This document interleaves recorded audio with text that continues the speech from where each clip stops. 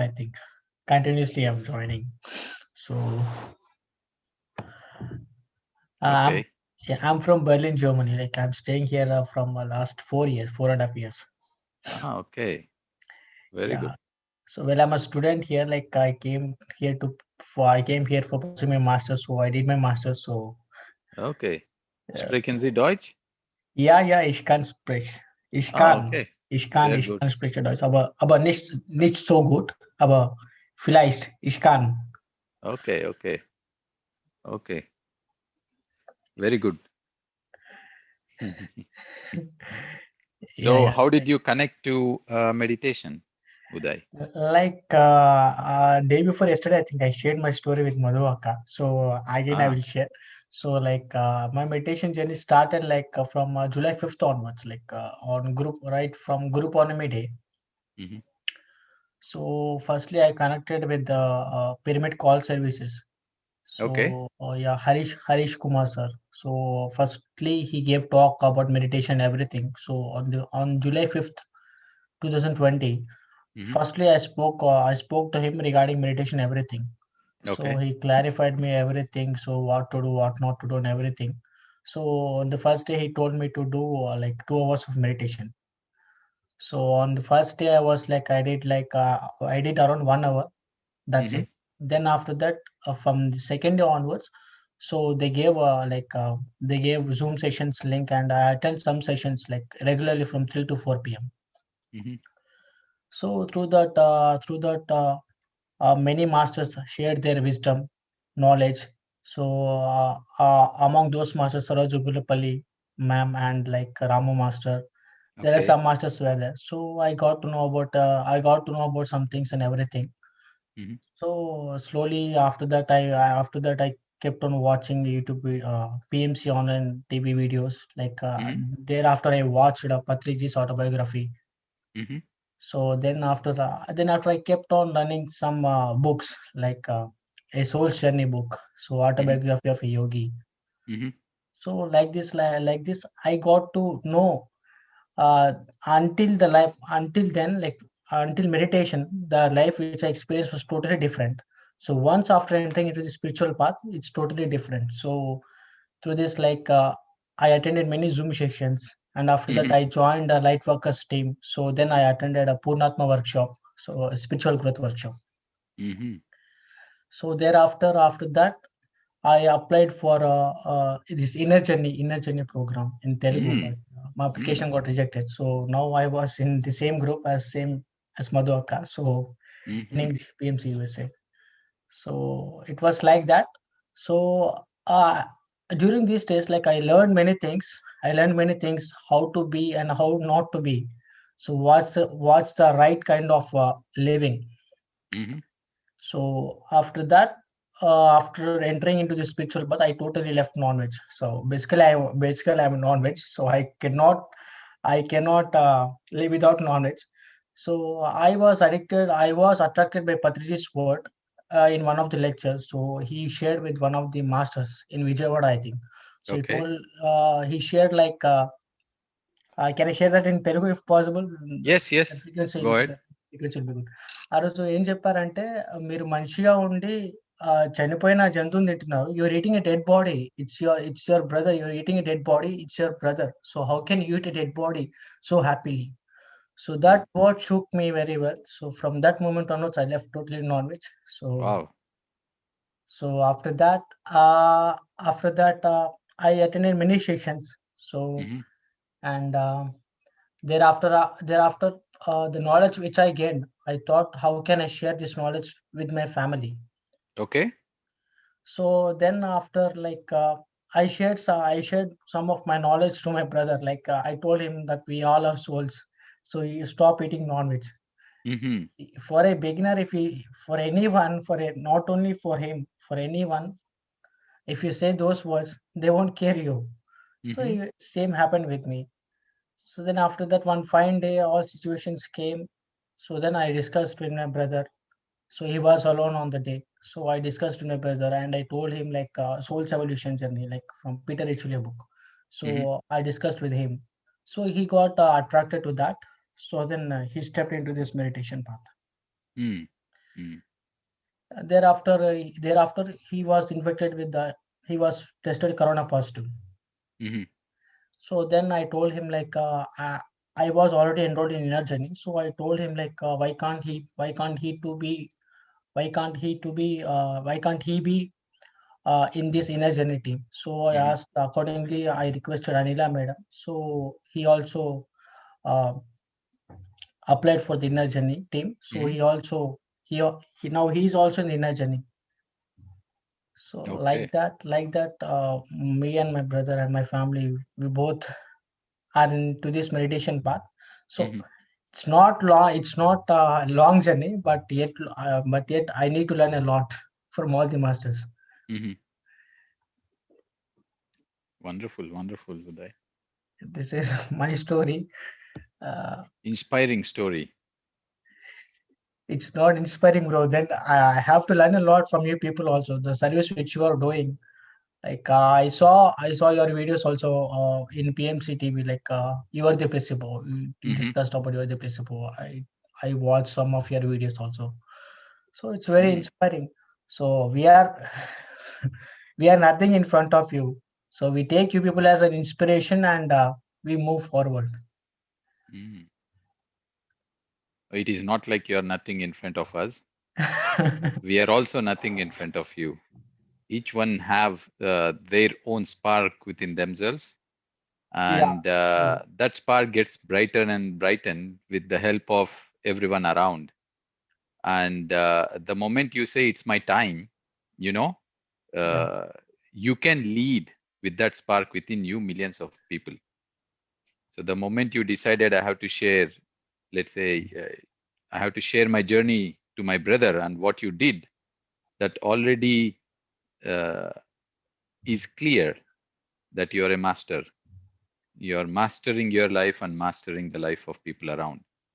So yeah, that's how you right, things happen, and that's how things change. So we all get inspired when we hear stories like this. yeah, exactly. And now recently, like my parents also they left totally non-veg. So now my father now I shared some of Patriji's videos to him. So Hmm. now he's watching. So now my parents also they tested corona. So both three of all are corona. Mm. Tested corona positive. So they're in quarantine. So I shared PMC channels videos and Patriji's autobiography. My father now he's watching all those videos. Like Mm. so I'm sharing some knowledge to them. So hopefully, um, very soon, like they also enter into meditation. I hope so. Yeah, yeah. There is no other way, you know. Exactly. So just like, to grow physically, do we put effort? Not Ye- not No, no, necessarily, not because you necessary. just eat and your physical body grows. Exactly. Yeah. And as the physical growth is important, similarly spiritual growth is very important. And spiritual growth can happen in many ways, and people find their own times. Sometime some people find it in crisis, some people find it through life experiences, some people find it just being in nature, some people find it looking at other people's misery, right? Yeah. So everything is a trigger. When people are ready, everything can be a trigger. So Exactly. something somewhere triggered you. That's why you have chosen to grow spiritually. Exactly. Yeah. Yeah. Yeah. That's for sure. That's for Yeah. sure. I can say. Yes. So each one of us here had some day that the trigger within themselves. So we are all birds of same feather flocking together. Nothing different than that. Oh, thank you. Thank you for your words, bro. Thank you so much. Most welcome. Happy to connect to you, Dai. Yeah. Yeah. Thank you. Thank you. I'm very happy to be part of this Mm. community. Wonderful. Wonderful. Great. Great to hear you. Shall we Thank start the you. journey? Yeah. Yeah. Sure. Sure. Definitely. Okay.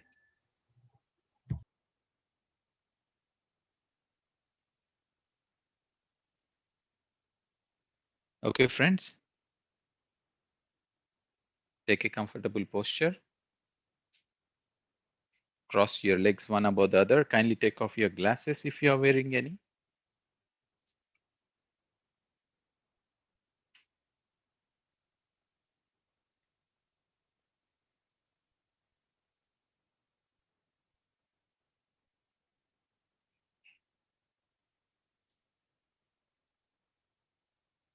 Clasp your hands, fingers into fingers.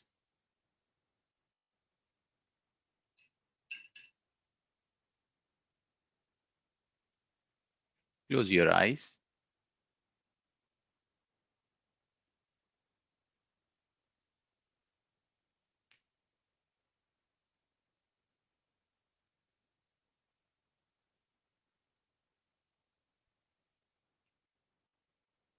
And just observe yourself.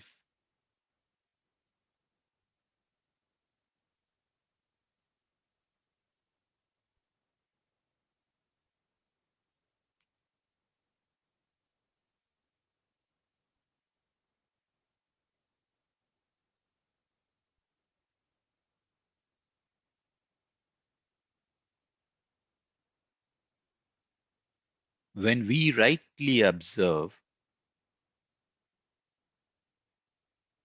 when we rightly observe,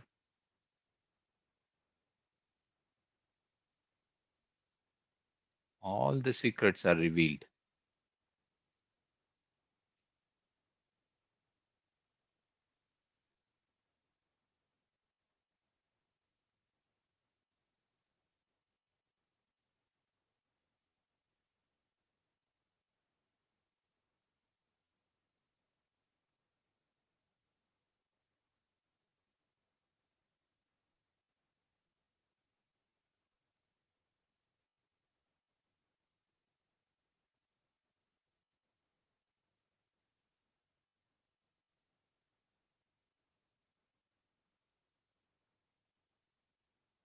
There is not single secret that the nature would like to hide from anyone.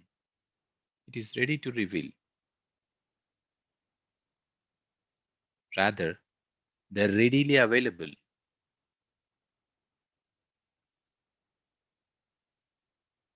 And when we keenly observe, we start to notice them.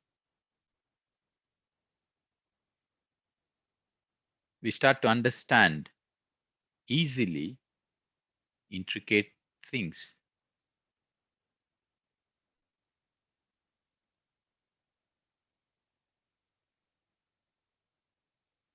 Every disturbance that is outside that may not make sense with the open eyes, with our logical mind,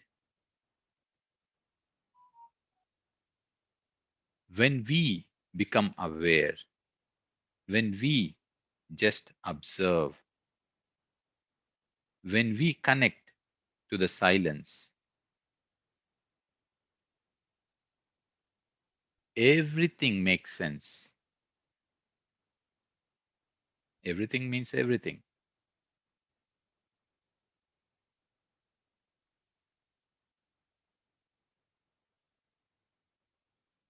A grass that sprouts makes sense. A fly that is born makes sense. And how can not everything that we experienced doesn't make sense? Indeed, it makes a perfect sense when we connect to the silence within us.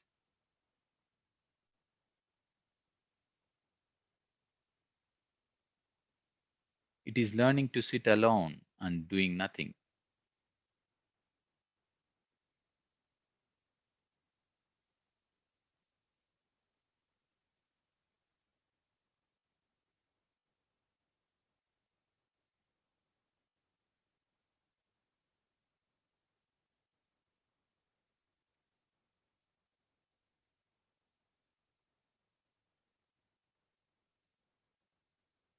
As we become connected to that silence,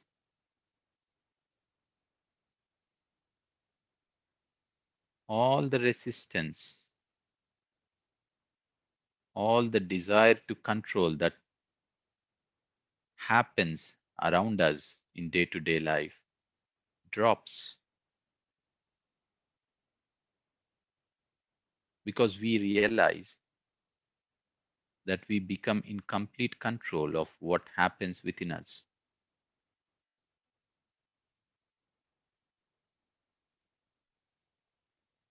And we start to see everything outside from inside, which we are in complete control.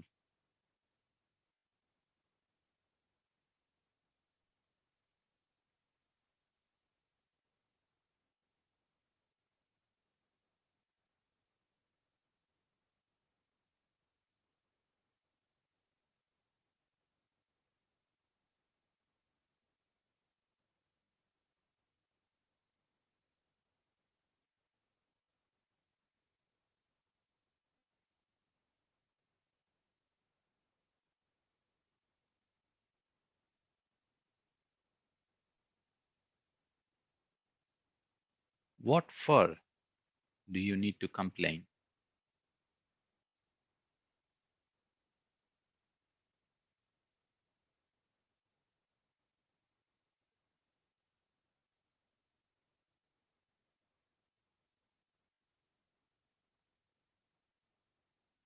For no reason.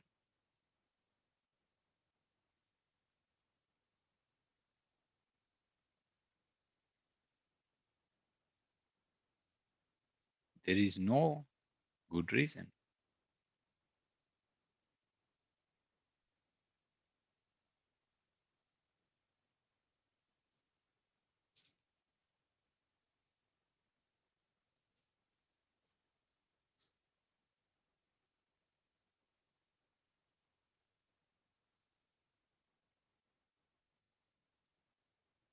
We can all realize the truth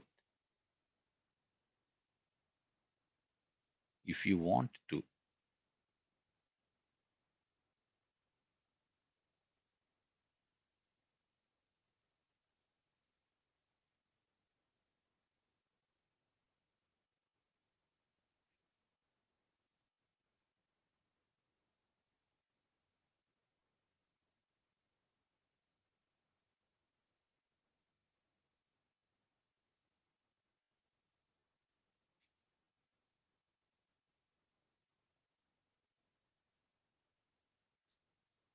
And the way to listen to the truth, to know the truth, is to listen to the secret sound, or rather, the real sound,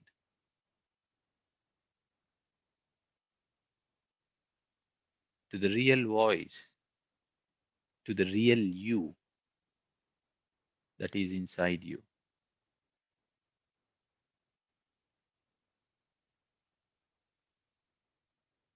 And breath is the path, is the tool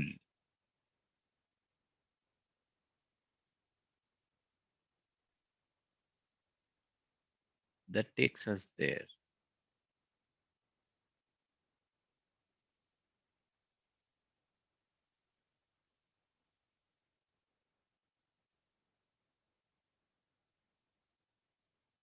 Every breath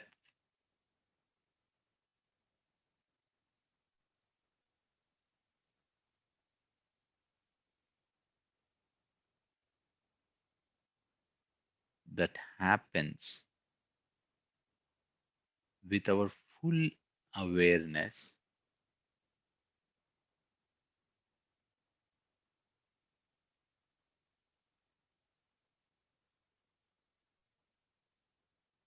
every single breath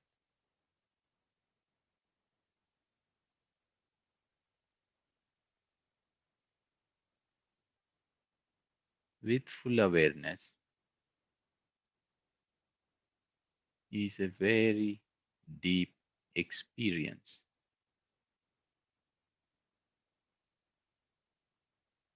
You may perceive or you may not perceive it so, It does not matter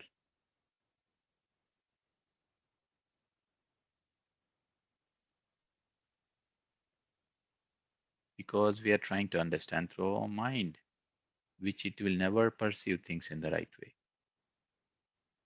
However, to the soul, to the real you, great things are happening every time you consciously breathe in and consciously breathe out.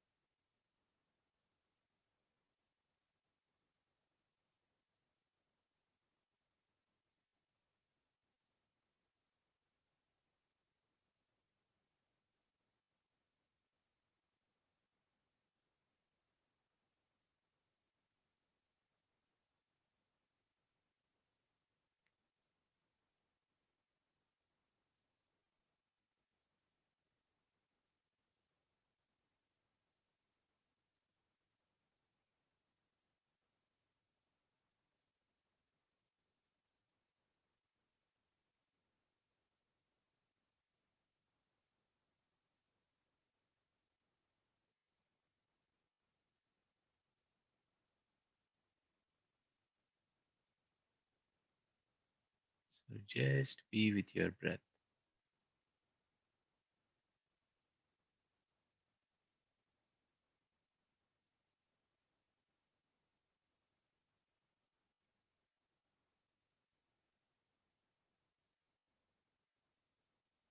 Do not be harsh, tough at anything, including your thoughts.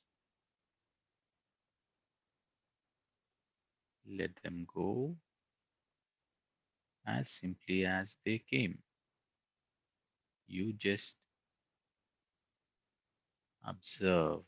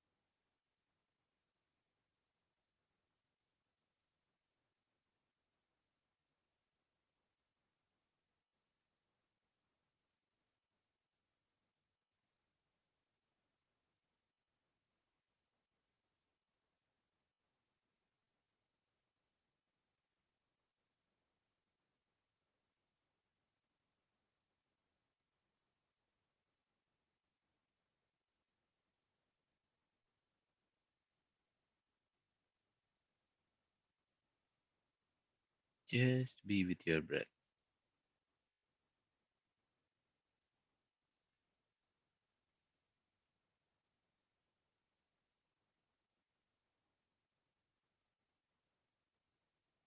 The universe, the nature, the energy is ready to take us into the journey that we need to experience now.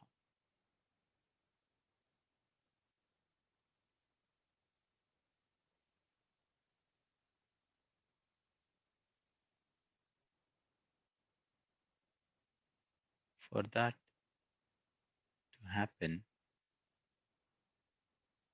we need to do nothing.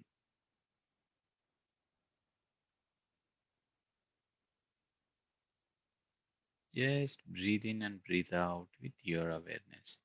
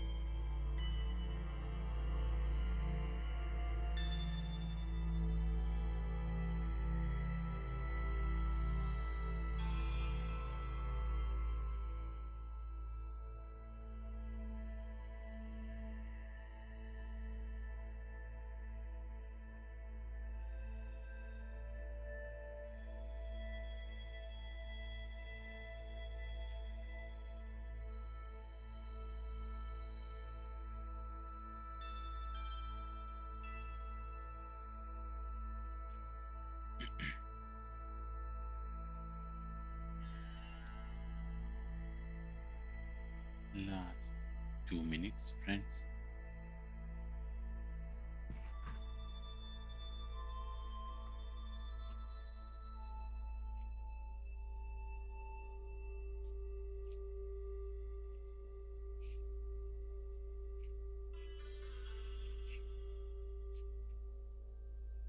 Slowly bring back your awareness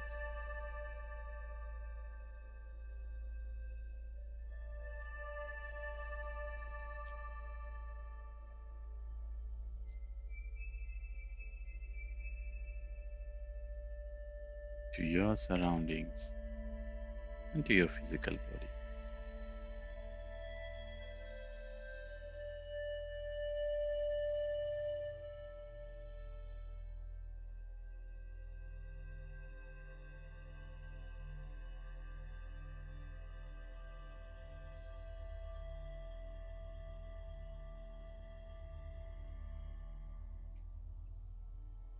As you bring back your awareness,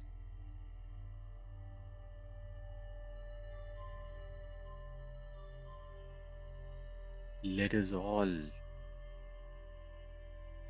be grateful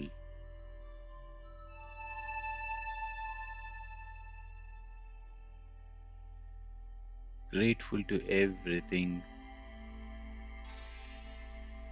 to everyone, to every experience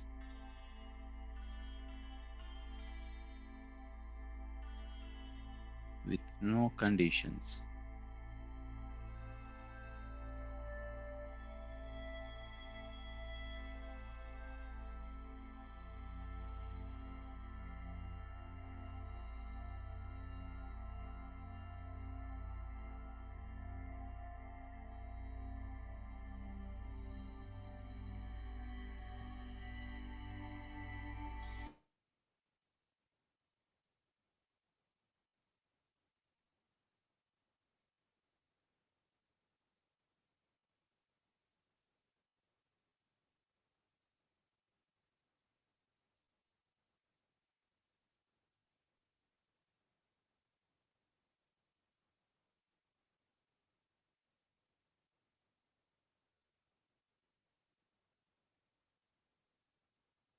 Become aware of your surroundings.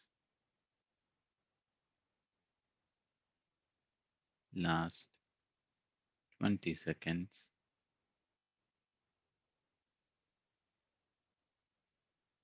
You can move your body.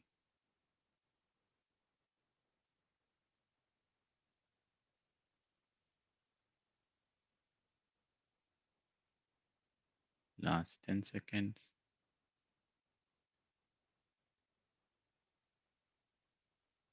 5, 4, 3, 2, 1, 0. Kindly place your hands over your eyes for a few seconds. When you're ready, you may open your eyes and take off your hands.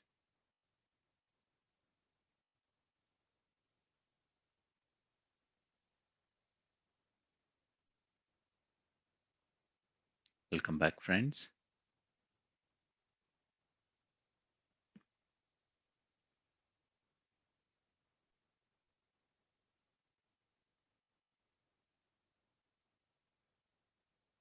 Anyone would like to share your experience before we move into hearing the untold story of Sita?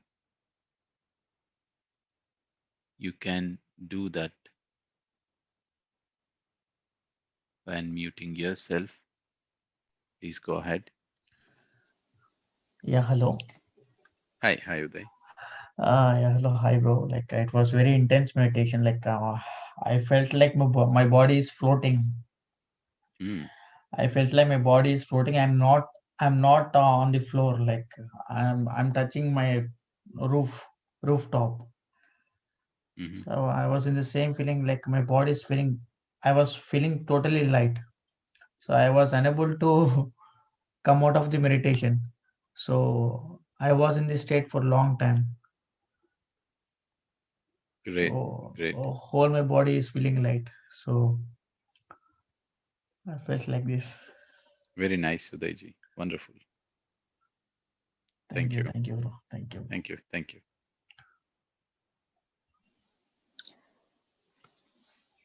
Hello everyone. Hello Master Ram. Hi, hi, Master Meena. Yeah, it was beautiful meditation. The music is very good actually. Yeah, And when you explained before starting the meditation about, I think Udayji was speaking about animals and vegetarianism and all.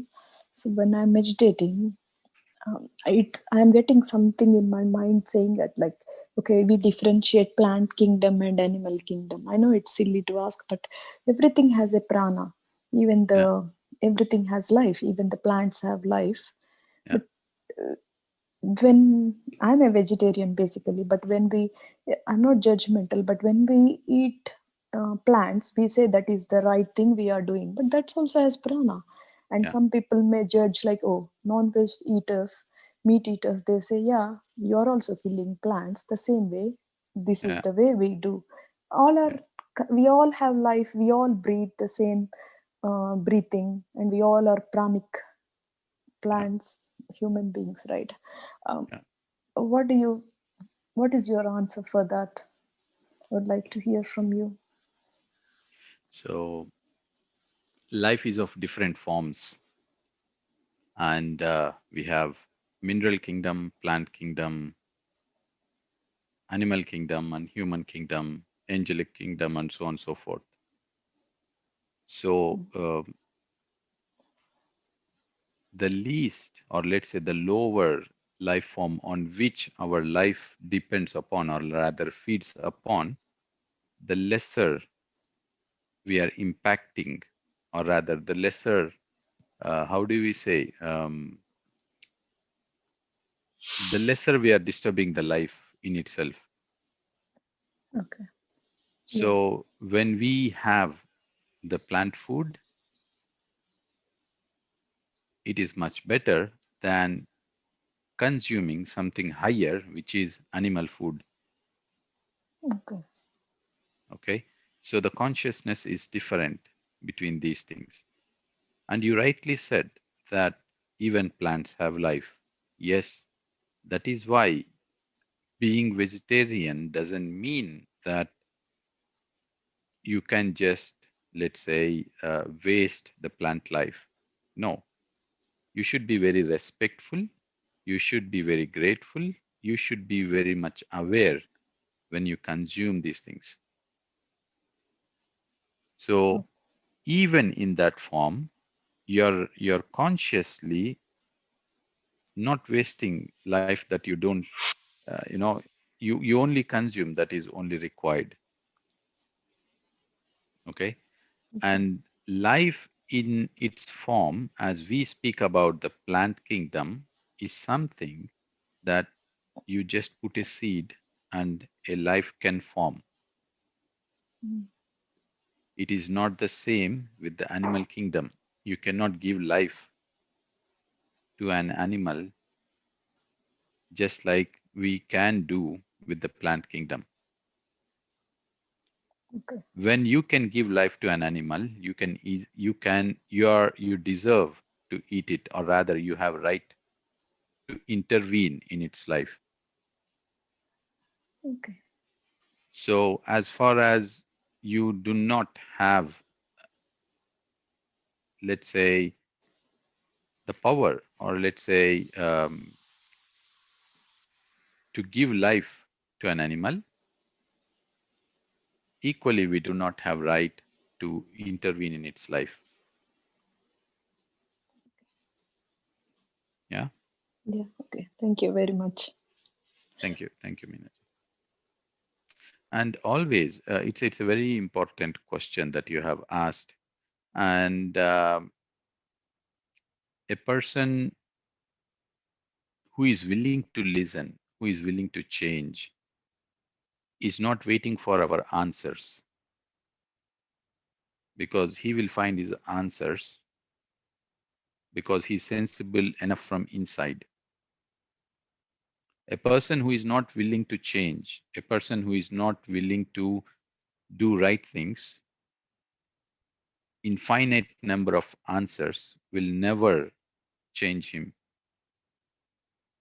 Yes, our job starts and ends the moment we share what is right.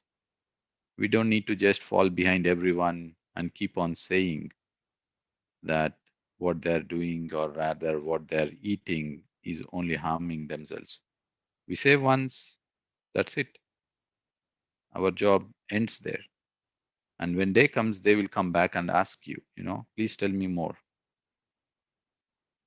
When they are not ready, you read books and books and books of information about what is the right type of food. It will never convince them. Rather, we just waste our time and energy. And we are not here to change anyone else. We are just here to refine ourselves more and more. Yeah. So no Yeah. judgment. We don't need to be judgmental on people who are eating non-vegetarian. Rather, we have to be compassionate and just accept them and be open enough from inside that one day they will also listen and they will also change like we all have changed. Today we are like this. Few lifetimes ago, we are not that. Yeah. Yeah. Thank you. Truly said, Thank you. Ram. Thank you. Thank you, Minaji. Thank you. Anyone else, friends?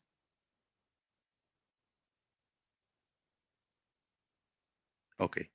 So we move on now to the story part. Over to Madhu.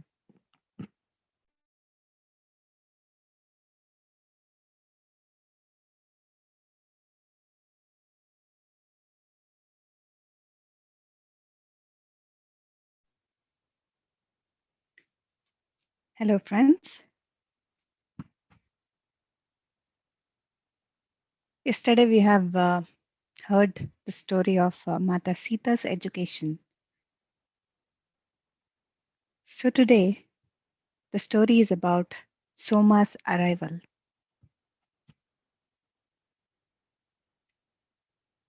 Some years after Sita's arrival, the Maharani gave birth to a daughter named Urmila. Sita and Urmila had two girl cousins who also lived with them. And so the house became very busy with children. When Sita was around 12, a young servant named Soma, only a few years older than Sita, showed up at the palace. The Maharaja took her in without much questioning, and she became Sita's personal attendant. Almost immediately, she began calling her Rani, Mata, as did the rest of us. Soma was an attractive girl with a round face and broad smile. She was about the same height as Mata, but not nearly as slender. Although she was pretty, her appearance was very modest as she did nothing to enhance herself. She kept her hair tied up all the times, covered by a cloth, as if to keep it out of the way so she could engage in any kind of work. And as I was to discover, no work was too humble for Soma. There was something very special about Soma, a quality of humility and service, a maturity and wisdom far beyond her years, and a quiet dignity that reminded me much of my father. When I was young, I thought my father the ideal servant who never had a thought of himself, whose every action was for the benefit of the one he served. Soma displayed the same qualities. No task was too menial for her, and she was always the first to perform the task that needed to be done. Beyond that, she seemed to know Mata's wishes and thoughts before they were even expressed. If Mata had a desire for a sweet, Soma had already prepared it. If Mata wanted to collect flowers or fruits for a puja, Soma had readily exactly what Mata needed. Mata took this in due course and never seemed surprised by Soma's near perfect attunement with her wishes. I became very fond of her. and found myself seeking her counsel on many matters. Although she was young enough to be my child, I began to think of Soma almost as an extension of Mata herself. It was around the time when Soma came that Mata approached me as we were sitting outside gathering flowers for the evening puja. She suddenly made a motion as if to remove something covering me. What is it, Mata? I asked, thinking she was trying to brush some insect away from my shoulders. Suddenly, she drew back with a look of surprise on her face. I cannot remove it. Remove what? I asked. Are insects fluttering around me? I looked at my shoulders and over my back, but could see nothing. She shook her head. No, Meenakshi. I see a cloud around you, but I can't remove it. I'm so sorry. A cloud? I don't see any cloud, Mata. Never mind, she replied in a soothing voice. I will speak with Pitaji about it. In my room that night, I pondered over the incident. What had Mata seen that disturbed her? I had come to understand that she had special abilities and could see and know things that none of us could see or know. It was as if she could read our minds and hearts. She was ever so modest about displaying what she knew. Perhaps she saw the misfortune that had come over my family and that still weighed down my heart, despite the joy of Mata's presence. Soma had been within hearing distance of our conversation, and the next day approached me. Meenakshi, you must trust Mata. If she saw something amiss, do not worry. She will take care of it. I nodded. That is also what I felt, replied with a faint smile. Many of us have received healings from her, and I trust she will take care of it. My voice trailed off. I had grown so close to Soma, and at that moment I thought to share with her my family secret that we had been subjected to great misfortune some generations back. But I could not even find the words to utter. In fact, I did not myself understand it because my father never spoke of the past. So, what I could say? I stopped myself as a thought entered my mind that this family matter must stay buried deep in my heart. Mata's beauty was such now that whenever she went out, people could not help but gaze at her in wonderment. Mata seemed not to notice, but this did not make Janak Baba happy. I overheard him say to Sunainama on several occasions that he wanted the people of Mithila to see her inner beauty, not her outer appearance. The people of Mithila may have treasured her physical perfection, but we in the household saw and loved most the generosity of her heart.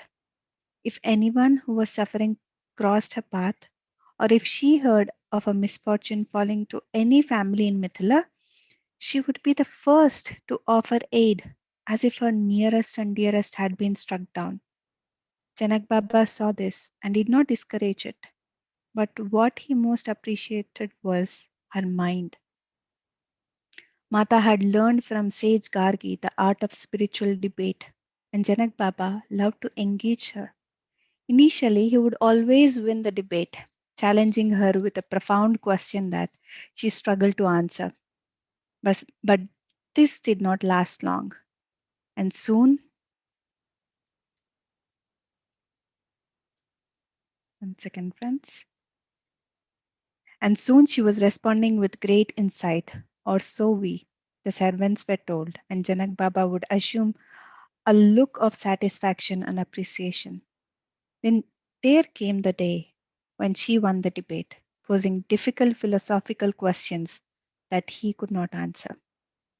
We in the kitchen were stunned when we were told that Janak Baba had yielded to his young daughter, saying he had not yet experienced the state of which she spoke. You are now my teacher, he said to her. Never say that, Pitaji, she replied, placing her fingers over his lips. I am just your daughter, always your daughter. He smiled and responded, Sita, Your mind is like a multifaceted jewel, more insightful than most minds I have encountered. You must always use it to serve the world. There is no other purpose. Never let pride enter. That is the downfall of so many, even of the great teachers. A beautiful form, a brilliant mind, and a most tender heart.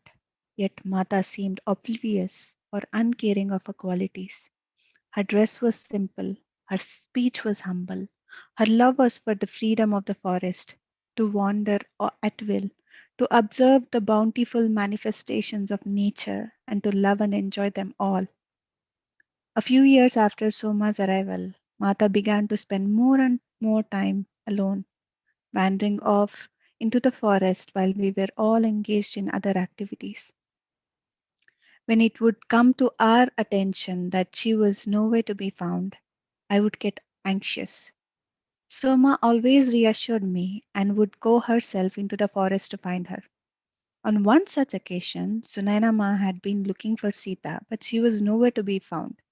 She approached me to inquire about Sita, but I only shook my head. I have not seen her since last evening, I replied. Looking uneasy, she murmured, Urmila also has not seen her, and she did not show up for the morning meal, so has been gone a long time. Then Sunanama inquired of Soma, who responded as I did, but then added, I think I know where to find her. I glanced at Soma, knowing what she meant. When Sita wanted to walk in the forest to experience its beauty and to be with the animals, she would not go alone. She would always invite her sister or her cousins and one of the servants. But when she wanted to commune with the deities in meditation, she would often slip away before any of us noticed. I believe she left for the forest alone very early this morning, she replied quietly. I will try to bring her back. Please, Soma, go quickly and ask her to return to the palace, requested Sunainama. A number of sages are coming tonight, including Sage Gargi, and I know Sita will want to serve them their evening meal and sit with them this evening. She must get ready. The sun had passed the midway point in the sky, and there were not many hours left of daylight. The sages would soon arrive, and Sita always insisted on serving them herself. Soma left, and I waited anxiously. Not long after this conversation, Sunainama sought me out and asked if Soma and Sita had arrived. I shook my head. What could have happened? She mused. I could see that she was concerned and so hurried to assure her. I will go and see what has kept them. Perhaps an animal indeed. In need. Sunainama nodded her head. We all knew of Sita's care for the animals.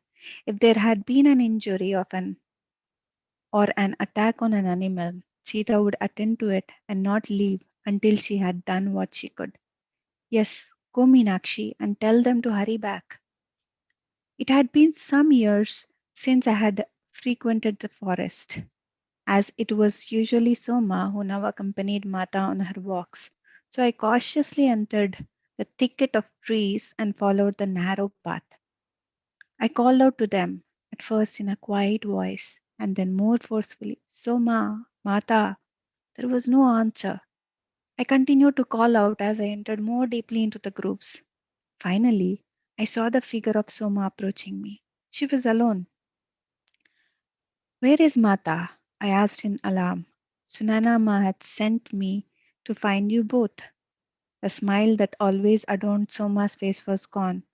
In its place was an expression of concern. Her face was pale, and her voice vibrated with a slight quiver as she replied, She is deep in meditation. I think she has entered a very high state, and I cannot bring her back. She has not moved since I arrived, and sits there, still as a rock. Hurry back and ask Janak Baba to come, and bring water and some fruits for her when she returns to waking consciousness. Without a word, I turned around and ran as fast I could over the rock-strewn path, making my way through bramble and heavily wooded growth. As I neared the edge of the forest, something caught my clothing, and before I could prevent it, I fell to the ground and twisted my ankle. Tears filled my eyes. I could not stop now. I had to go get Maharaja. Mata, give me the strength to carry on. I prayed as I forced myself to my feet and, with much difficulty, made my way into the palace. There I encountered Kiran, leaving the kitchen area. What happened, Meenakshi? He asked in a concerned voice. Why are you limping? Are you hurt? I shook my head. I must find Janak Baba. Do you know where he is? In the stateroom with his guest. They have all arrived. They are ready for the evening meal. But everyone is waiting for Mata. He paused and then glanced down at my leg. But what is wrong with your foot? You are limping. I can get one of the servants to go to Janak Baba if you need him. No, no, I hurried to reply. I am fine, really, but I must go. Taking my leave, I did my best to wobble to the stateroom.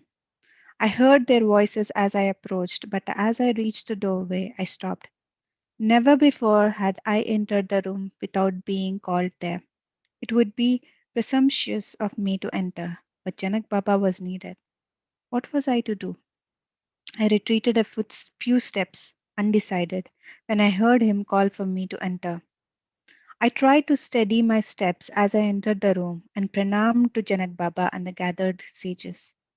What has happened to you, Meenakshi? Why are you limping? He asked. It is nothing, I replied in barely more than a whisper. Soma has sent me to request your presence. She is with Rajkumari Sita in the forest and says it is urgent that you come. Is anything wrong? He asked in a voice of concern. I don't know. She says it is urgent.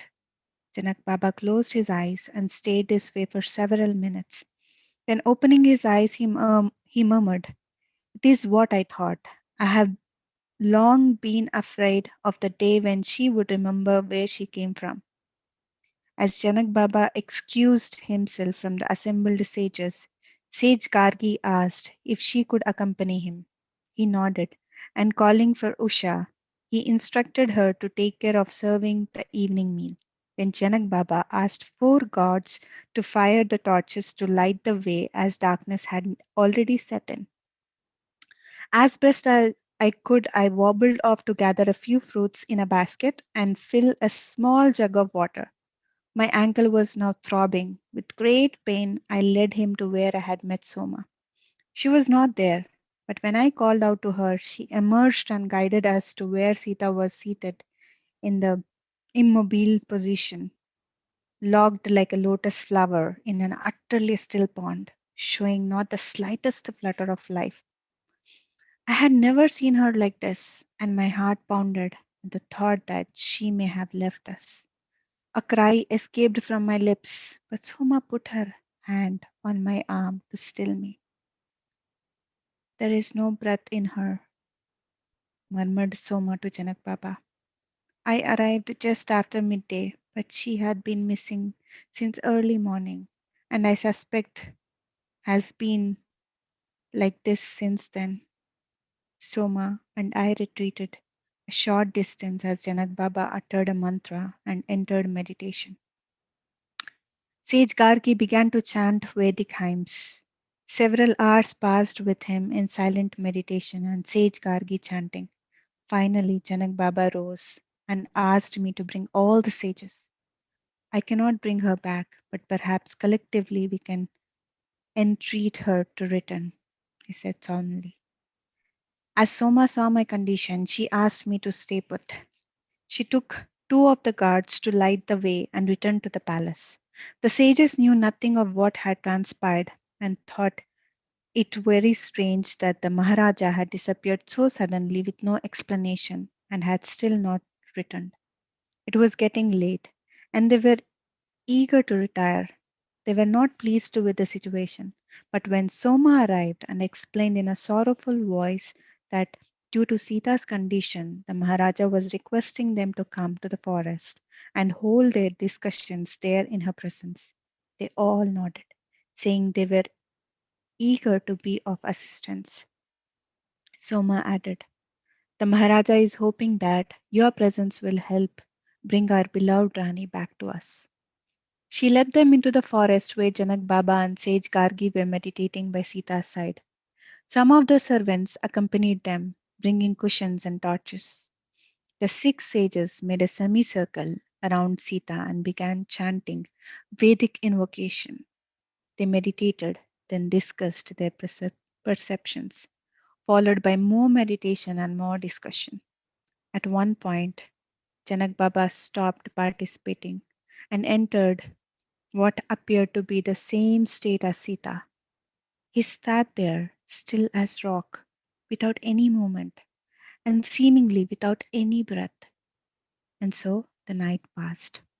Leaning against a tree, I drifted into a semi sleep state. But as the night wore and the pain in my foot increased until I could no longer find a comfortable position, Soma saw me squirming and realized that I had hurt myself quite badly. Searching for something to wrap around my foot, she finally tore part of her shawl and, despite my protestations, bandaged my leg. This eased the pain enough for me to drift off into a shallow sleep. At the first rays of dawn, the chanting began again, mingling with the chatter of the assembly of birds. Together, they made a most beautiful symphony of sounds. My eyes opened to an almost unearthly scene. The greenery of the forest glittered ever so gently in the early rays of the dawn.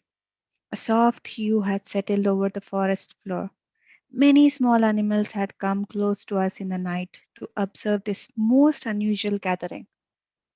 It appeared as if we had all awakened to another world, more beautiful than even our earth, if that was possible. I glanced at Sita, hoping that she had returned to the world, but she remained locked in the meditation pose, and Janak Baba was still deep in meditation. The chanting went on for some time, and when it ceased, the sages began discussing the nature of what they had experienced the night before. One of the sages remarked that he had entered a state he had never before experienced. Another concurred. It was then that I saw Janak Baba slowly open his eyes. A look of extreme joy painted across his face. He listened quietly as the sages continued to comment on the nature of their experiences. Suddenly, I saw a movement. Mata had shifted her position ever so slightly.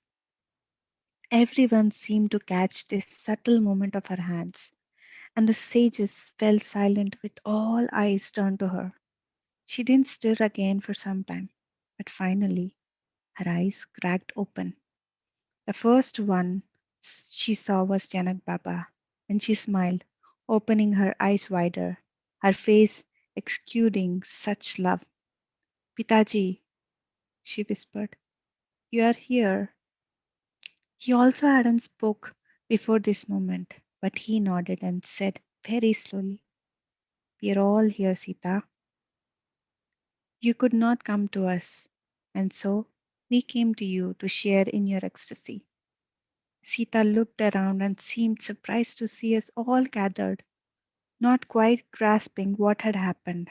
And so Janak Baba continued, you came here early yesterday morning and went into deep meditation. Soma could not bring you back, nor could I. So I brought the sages who had come yesterday to this spot where you are. For some time, everyone sat in silence, as if still enjoying their inner experience. And then Mata noticed the basket of fruits and the pitcher of water before her, asking the sages to excuse her for not serving them the evening meal last night. She slowly rose and gave each one a piece of fruit and some water. Then Janak Baba asked the guards to guide everyone back to the palace for the morning meal. I will join you shortly, he said. As I rose to leave, I quietly winced in pain. Mata noticed this and asked me to stay behind with Soma, saying that she would apply some medicine. When the others had left, he asked very gently, where had you gone, my daughter? I could not find you anywhere in the ethers. She replied simply, to him. To whom? He asked. The one I will marry. It was he who brought me back. When he uttered the words, Soon we will be reunited. This body came alive again. Had he not arrived, I would have merged into the great ocean of being. I will be ever grateful to him for bringing you back to this world, he replied with deep emotion. I was afraid you would disappear into the absolute, and my Sita would be with us no more. I am not yet prepared for that. Sita smiled. You know, I would not leave without first taking your permission. You, who have called me to this world, will be the first one to release me. This was the promise Sita made to her father that day in the forest. Janak Baba smiled. Let us go have some food with our guest. You go indeed, Pitaji. I must first attend to Meenakshi's wounded ankle. As he rose to leave, she added with a knowing smile, I see you also dove into that blissful sea. He pranamed and replied very solemnly, no sage has been able to transmit the experience that I received in your presence last night. If you were not my daughter, I would. Pitaji, say no more, she replied, gazing lovingly at him. What came to you last night was the result of your many years of effort. Janak Baba seemed reluctant to leave her, but Mata laughed and said, don't worry, Pitaji. I have given you my word. I will not disappear from here. I will go see to our guest then, but do not stay long. Your mother, I know, is eager to see you. Once he was gone, Mata directed Soma down a nearby path and described in detail the plant that she would find. Then she reached over to unwrap the bandage that Soma had improvised. I instinctively tried to withdraw my leg, but Mata would not let go of it. Please, Mata, it is nothing, really. I just need to be rest a bit longer. You have been resting all night, and look at the swelling. The medicine will help. My ankle was now twice its normal size, and the throbbing was relentless. It was difficult to keep the tears from welling up. I am your servant, Mata, please, I murmured quietly, trying again to withdraw my leg. Holding on to my leg, she touched the swollen ankle very gently and said, and I am the servant of the world, Meenakshi. How can I not take care of your wound when I have that means? I'm so sorry for this mishap, Mata. I don't want to trouble you in any way. Sorry for what, Meenakshi? It is not your fault that you tripped. It is my misfortune, Mata, to have tripped. The misfortune that has followed me from birth. Misfortune? She paused and looked at me thoughtfully and then said, ah, yes, the curse. It is true, but you should not succumb to that, Meenakshi. Curse? Mata? I looked at her questioningly, confused by her words. She didn't respond right away, but then she murmured, your father never told you. Perhaps he thought it better. I didn't know what she was referring to, and so kept quiet. She looked away, as if debating whether to say more. After several minutes, she turned her eyes to me, those eyes that always radiated such kindness and care. Your father's death was due to the curse cast upon your family generations ago. It had nothing to do with you. I gazed at her, confused by her reference to something I knew nothing about.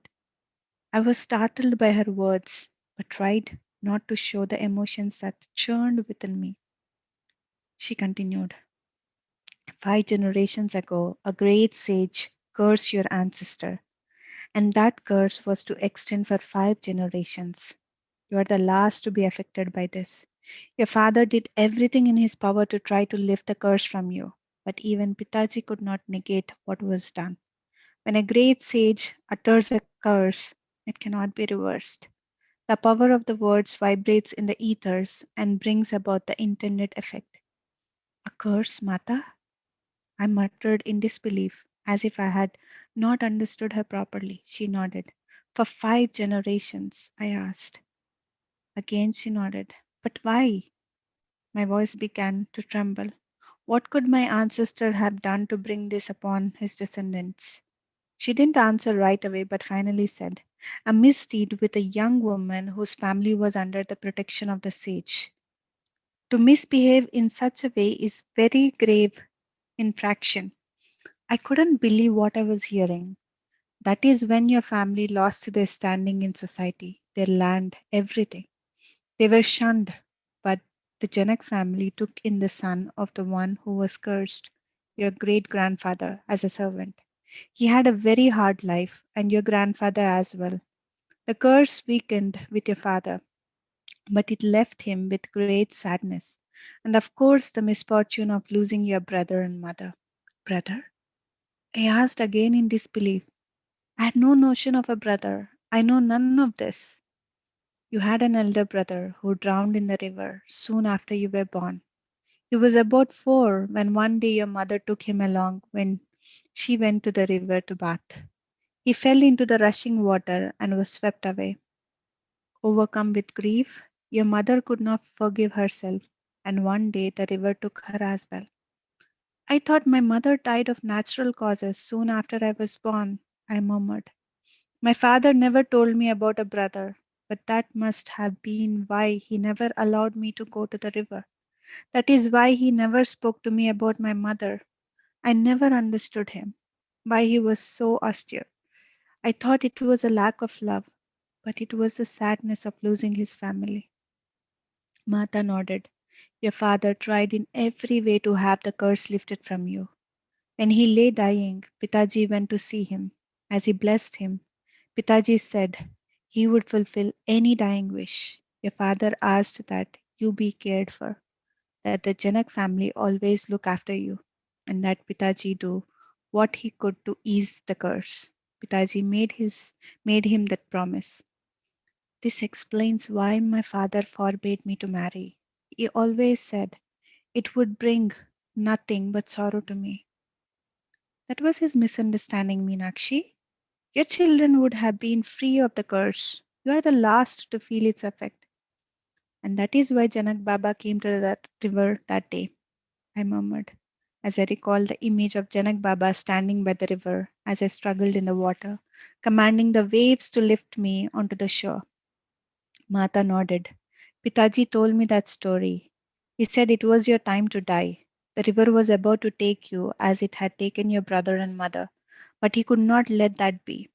He had given his word to your father to protect you, and his word was able to counteract the decreasing power of the curse.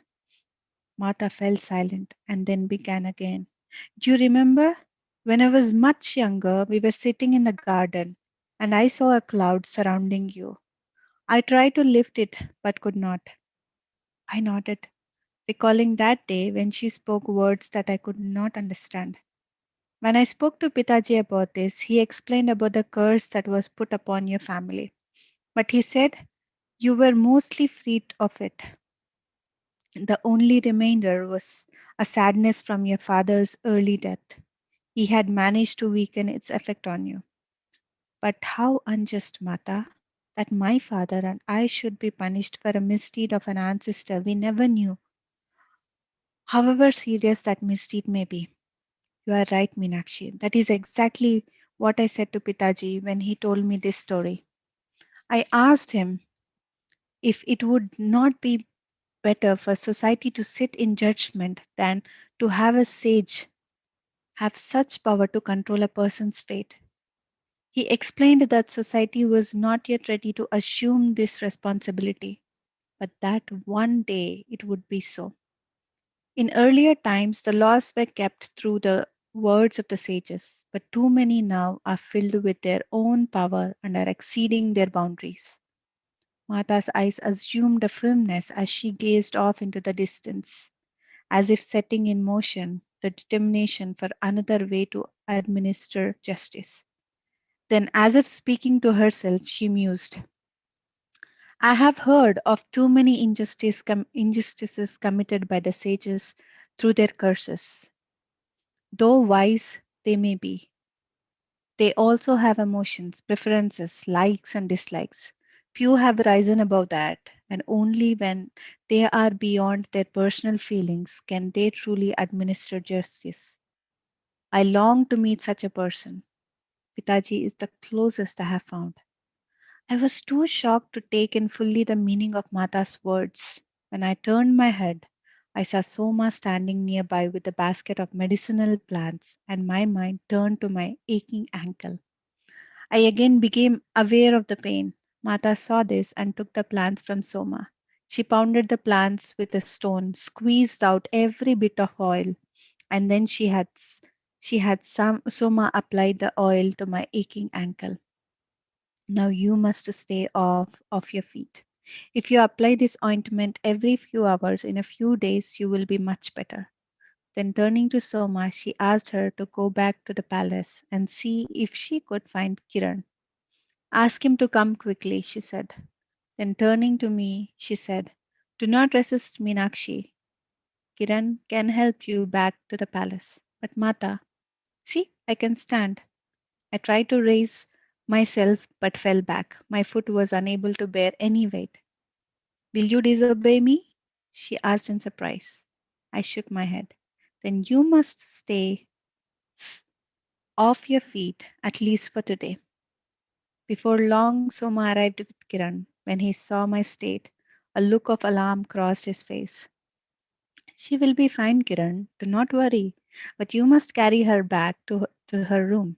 She's not to put any weight on her foot until tomorrow at the earliest. And Soma, you must continue to rub the ointment on her ankle throughout the rest of the day. I drew back as Kiran tried to lift me.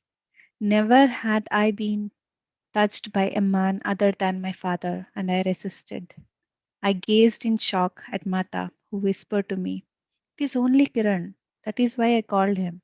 He is well known to you, like a brother. Do not resist. By tomorrow, you will be much better.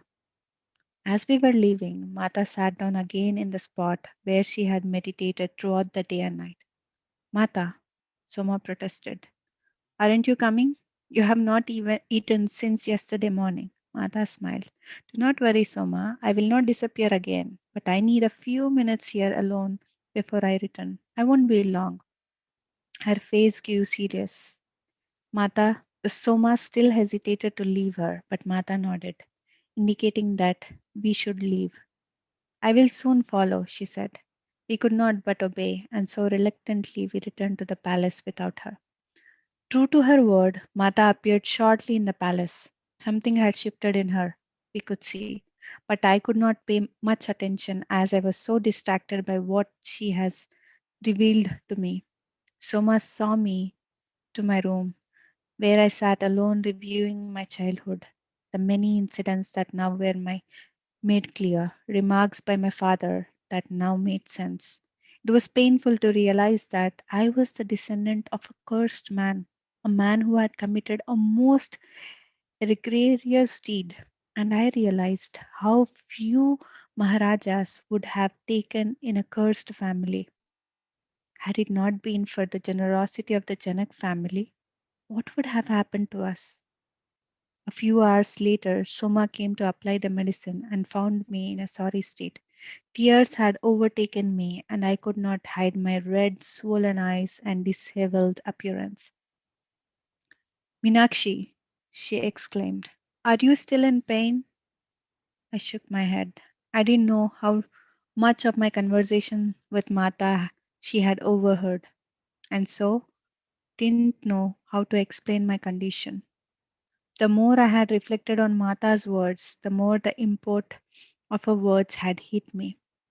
My family had been under a curse. My ancestor had committed a great misdeed for which my grandfather, my father, and I had to pay.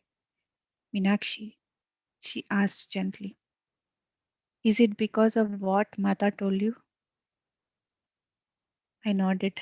Did you overhear? Yes, I heard some of it. Surely you know that everything Mata does is for a reason. If she has told you this, there is a greater purpose. Perhaps it is to understand that this curse can be viewed as your greatest blessing.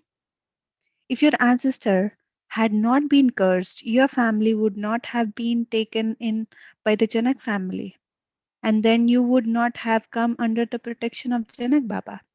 If your father had not lived with this curse, he would not have asked Janak Baba to look after you. and most likely you would not be serving Mata. Is there any greater blessing than to serve her?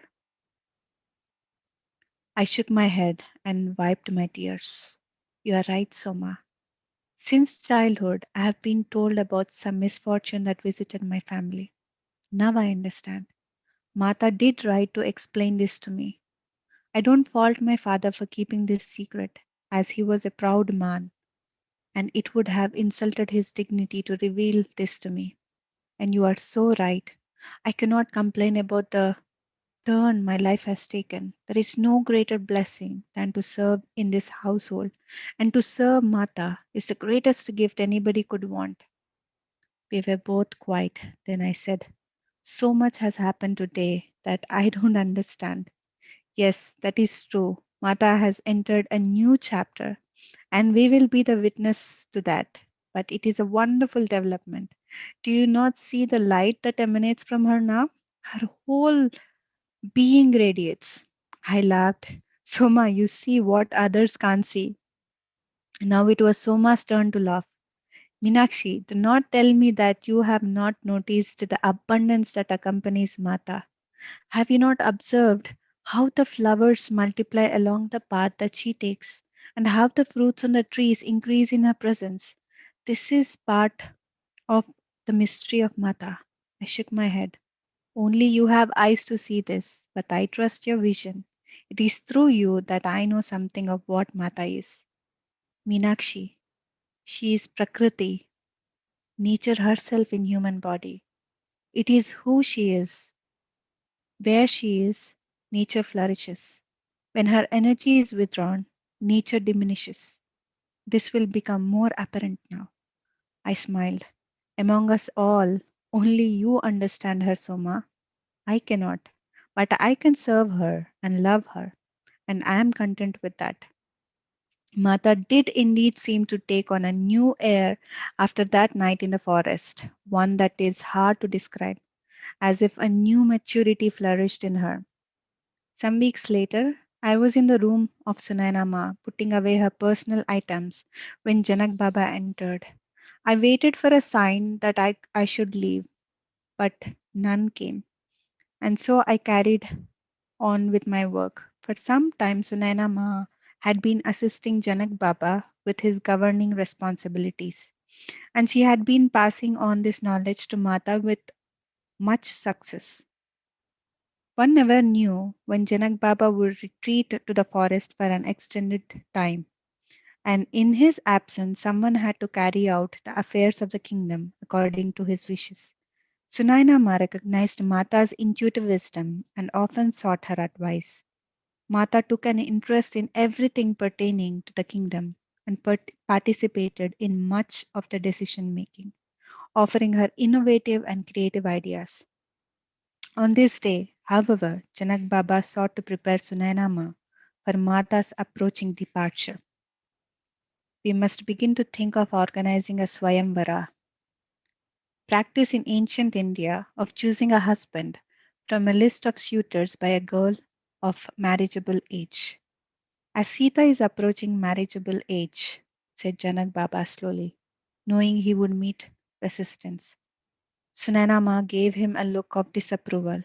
Why the hurry? She asked. Her training is now complete. I feel she is ready. But I am not, protested Sunanama. Will you ever be? You are just setting up the village councils. Let her be part of the and learn. Then we can consider it, she pleaded. You have a good point, conceded Janak Baba. We will move quickly to set up the village councils, but you and I must prepare ourselves because I feel the time for her departure is approaching. As Janak Baba was retreating more and more from governing, he had the idea to set up local councils in each village so that the villagers could take care of many local matters by themselves.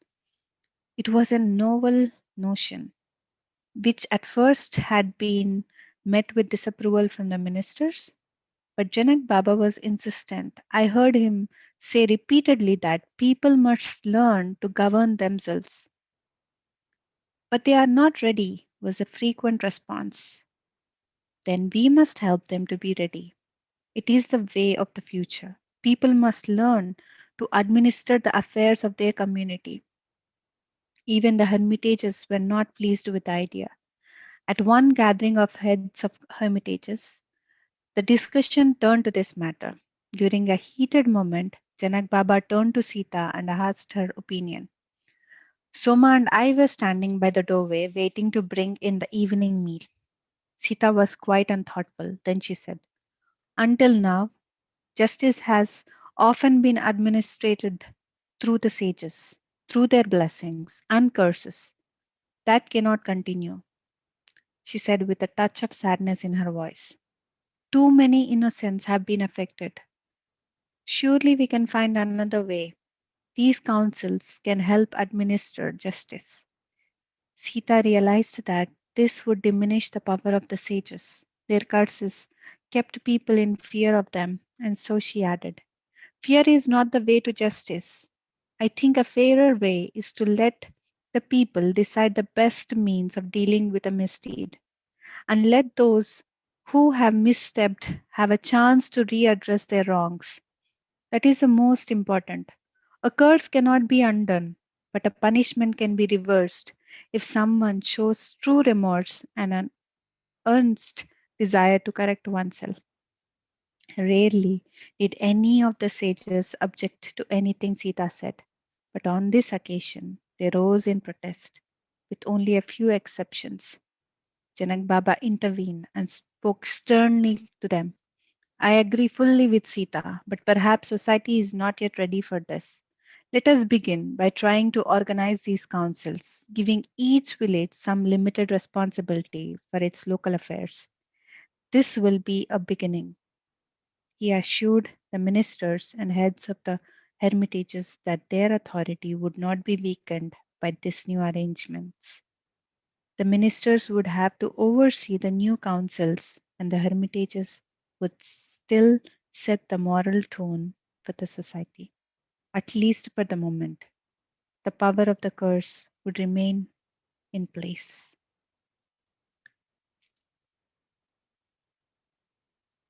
That's all for today, friends. It's really a wonderful story. Wonderful how Soma is seeing everything of Mata Sita. So yeah, tomorrow's story will be more interesting. I'm saying it every day, but tomorrow's story is about Sita's marriage. So it's again a wonderful thing. Yes, Meena. Yeah, it's very nice story, Madhu. We know from the Sita marriage because we know Ramayan. From there, we can know how the wedding will be and all. Yes, The Swayamvar and all. But all these chapters which you have read about Sita childhood and all, I never knew. I don't know. yes. I have never read in a book because No, we first have time I'm listening. yeah, we have never. I think me too. I mean, like we have never read it in any books. Yeah, yeah, Ramayana speaks more about Rama, yeah, but Rama's childhood and everything, but not of Sita. yeah, We yeah. don't know anything about Sita's, and all these minute details about Sita we were not knowing. And I'm Yeah, glad that we are getting to know. yeah, So, true. like so that we can implement all these things, see about the curse and the power of the words, Yeah, everything it is there. So it's not only the sages. I think it's also sometimes we also release some words or some thoughts, the mhm, negative thoughts or disastrous thoughts and disastrous words that will affect the ones whom we are sending to. So we have to be very mindful of what we are speaking, what we are thinking. So a lot of yeah, these things, yeah, and about the deep meditations. yeah, yeah, Yeah, wonderful to know. yeah, yeah. Yes. Yeah. Will Yes, it be Kavita. will it be same time tomorrow, Madhu, or is it gonna be a different time Oh tomorrow? yeah, tomorrow is Saturday, right? Tomorrow, what time is it, Ramesh? Will we do it at 6 p.m.? Yes. So, yeah, we will do it at 6 p.m. Germany time, the same time. Oh, same time. Yes, yes. Let's do it at the same time. That's awesome. Thank you so Yeah. much. Perfect, perfect, Kavita. Yeah. And anybody else, friends? Anybody else would like to share? Yes, or there? Yeah, hello, Akka. Yes, ma'am. Uh, it's really, really, really wonderful, Akka. I'm totally living in that era. Great, great. It's the Yes. story. It's the story we never heard about, but it's totally realistic. I'm totally recreating the scenes and everything. How Soma entered, how Mata Sita Mata and um Yeah. Janak Baba, they meditated Yes. together. There Yes. are so many lessons we can learn Mm, from Mata Sita. right. Very true.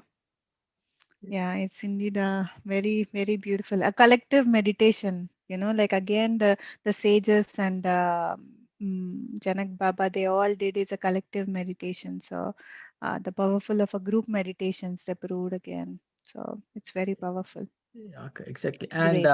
it also tells Mhm. us the quality of the life, Mm, the mm, people which the people uh, in that era they lived. yeah. So it tells Yes. more. That's true. So friends, and I asked everybody if there is any point in this while I'm reading the story, if any point that had impacted you and you felt like sharing, what you have to do is please write it down and add your own personal story to it because it makes a huge difference. And please share it in the group so that we will all inspire each other. See, from past few days, like past 5 days, I've been reading this story. There are one or the other point which had brought some impact and which you might have also experienced the similar conditions. If you had any, please do share it, and it will be really nice. And please prepare some notes. It is very, very nice if you can prepare some notes from these stories. You can close your eyes while you're listening, but when some point comes, please write it down immediately. Please keep a book next to you and write it down. So, yeah, thank you. Sure, Akka, definitely we will. Yes, thank you. Thank you, thanks a lot, Akka. Yeah. Yes, Chandana? Yes, I do not know when you were just narrating the story, tears were just flowing, Mm, and when you said Janak Baba, so mm, it's yeah, he's a father, and he's a father mm. to so many people, and Yes. I don't know, I was able to connect in what ways, like that there are some curses for which even we suffered now, and Mm, the problems or the personal problems or whatever we are facing it's because of some reason which we are not aware of, mm, but we'll be thinking, why am I in this situation? What wrong did I do, or something like. mm. But this gives after listening to the story, I felt like I think we should stop regretting or repenting, like why am I in this situation, because we are not aware of our past, and Exactly. we don't Mm, know what sins or what bad deeds we have committed. But the God above, or the Sita Mata, she knows everything, and when the right time comes, she will definitely take care of us. So yes. I think that's the hope we have to go further. And I think I'm even emotional now when I'm talking to you. Yeah. But you have been a very, very good narrator. I was Mm, definitely in a very, very different world altogether when I was listening to your narration. mm. It's amazing. Thank you so much for Wow. this. Thank you. Thank you. Thank you, Chandana. Wow. Wonderful how we got connected. It's just I think half an hour back we just got Half an hour back, connected. exactly. Yes, it's like, wow. And just because I was not in, and the first time I'm in this group, and I haven't been a part of this meditation today, Mm, because many time when I try to meditate or something, so many thoughts come up. I feel like, what am I sitting and thinking of all this? Let's do some work. So that's how I cut the mm, meditation. So I'm mm, waiting for the meditation tomorrow so that I can do something better with it. But your mm, story was just amazing, because all mm, this time we have been thinking like, why me, why me? mm, mm. It's simple. We do not know the past. So we Mm. have to think whatever is happening with us is always a good. Just Yeah, like what has happened with her. yeah, Whatever has happened with her, the curse is actually turned out to be good to her because she could meet exactly. Sita Mata. Very So true. whatever happens is for our good. That's Exactly. the lesson I could learn today, and thank you so much. Very nice. Everything happens for a reason. Nothing just happens like that. So, Exactly. Yeah. so glad that you have maybe you came at the right time. Maybe Yeah. this is for you. Very good, Chandana. I'm happy. that you Thank joined you the so group. much. Yeah, I'm glad. I'm glad I've joined. Your narration, your voice is so nice that I was just going through a different world. It's like Sita meditation she went, right? I was feeling Yeah. I was in a different world. I'm Mm. not here, and I'm in the forest at that point of time. And I Wow. was oh wow, in that forest, everybody are sitting and Sita is in so meditation. I wish even I was with Soma to see how Sita was sitting there. Wish Wow. was this was Mm. Sita me a small fruit from her hand so that Mm. even my life also will be very good if I receive something from Mata's hand. Oh, wish I Mm. was with Soma and those kind of girls. Oh, why am I here? Yeah, that's why I think that's why this book had come to us, Chandana, like because everybody who had read this book or everybody who's hearing these stories, they are connecting because we are completely resonating with it. Somewhere deep down, we know that this is the truth and this is the reality. So so we are able to connect to that era and that time, and we could able to feel her the inner beauty of Mata Sita. Yes, yes. So in the coming stories, in the coming parts, it will be amazing, like the eye opening things we will experience. And Oh, wow. this is very very like a favorite book to me. I mean, like very much, very much. Yeah. How many chapters, Mother? How many chapters still more? There are 23 chapters in this. Okay. So far we have finished 5 chapters. Because I don't want it to finish off. After this, there will be one more book which I'll be reading. So something story related. We will not stop here. I make sure that I continue reading it every day. Every Sure, day, sure. one book after another book. Yeah, yeah, Yeah, sure. thank you. You read my mind, Madhu. Thank you so much. Thank you, Kavita. And I I don't know. want to ask you which book is this because I No, no, don't no. I want to will read not it. reveal. I will not reveal I it. don't want So to read it. Yeah. maybe at the end of this book, the last chapter, I will be Yeah, revealing it. because I wanted to know from through you. So it has to be like what happens tomorrow. If I know the book, maybe I'll sit whole night and read it off. But I don't want that. So Yes, don't tell yes, the book name, just give me yes. the end of the story. Yeah. Yeah, do. If you want to listen to the previous ones, Chandana, the Mhm. previous 4 chapters in YouTube, there is a recording. So I'm Oh, planning to do it a separate recording as well, separate for this book reading session separately, because every day we do it along with the meditation. But mhm. I'm planning to separate it and put it into one playlist Okay, day okay. by day. So yeah.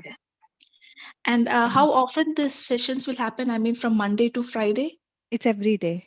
every day 6 o'clock. Every day 6 o'clock. Mostly on Saturdays and Sundays it might vary, but Okay. since this book reading session is there, we want to continue it at the same time, because it's So like sitting at the same place and meditating at the same hour. It makes yes, a agree. difference, right? So that's why we are planning to do it No, I'm just till thinking we because finish. I go to office, so 6 to 8 o'clock every day, weekdays. How do I do? Because weekly 3 days I have to go to office. Okay. So and yeah, but So you I'll can get my listen it to the recording as well, no problem. no, no, no. I'll come back at 5 o'clock. Universe should help me to do this. It will help you. Your intention should be very strong that the Yeah, universe will yeah. surely help you. So I Yes, wish I can join. Yeah. great, great. That's great. Thank you, Chandana. Yeah. And yes, Meena, you were saying something. That's what I'm saying. I was telling Archana ji, like, after the second chapter, I'm curious to go on to the PDF, which is in the drive to read the third one. But I just hold it off that I want to listen from you. Yeah, Yeah. that's good. Yeah. Uh, yeah, I'm so happy reading it. I'm so, Yeah. so happy. Yeah.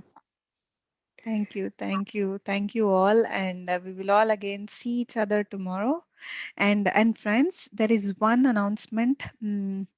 If there is one of my good friends, Ladan, she's doing this meditation at 10 o'clock in the morning and 10 o'clock in the evening. She has a guided meditation. So there will be a recording in the Beam meditation.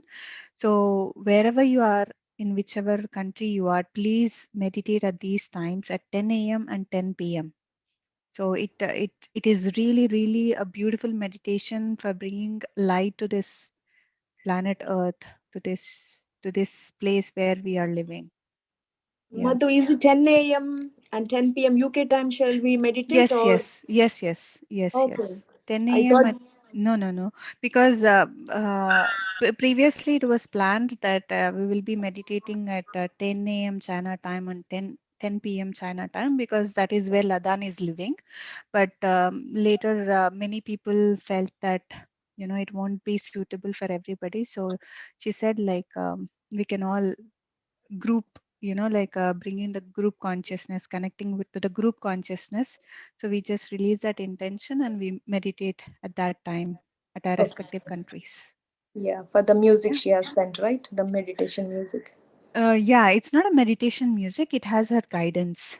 It has a Okay. guidance of her. Yes, it is very, very powerful. Very powerful. Okay. She's amazing master. She's very, very great master. So, yeah. Fine. So if Thank you. anybody wish to participate, there will be soon uploaded it into the Beam meditation YouTube channel, and then please meditate with that guided meditation of Ladan. Sure. Sure. Yeah. Thank you. Thank you. Thank you. Thank you, Mina. All right, friends. We will all see each other tomorrow at 6 p.m. Germany time and 9:30 p.m. India time. Till then, have a lovely night, a lovely day, and a lovely evening.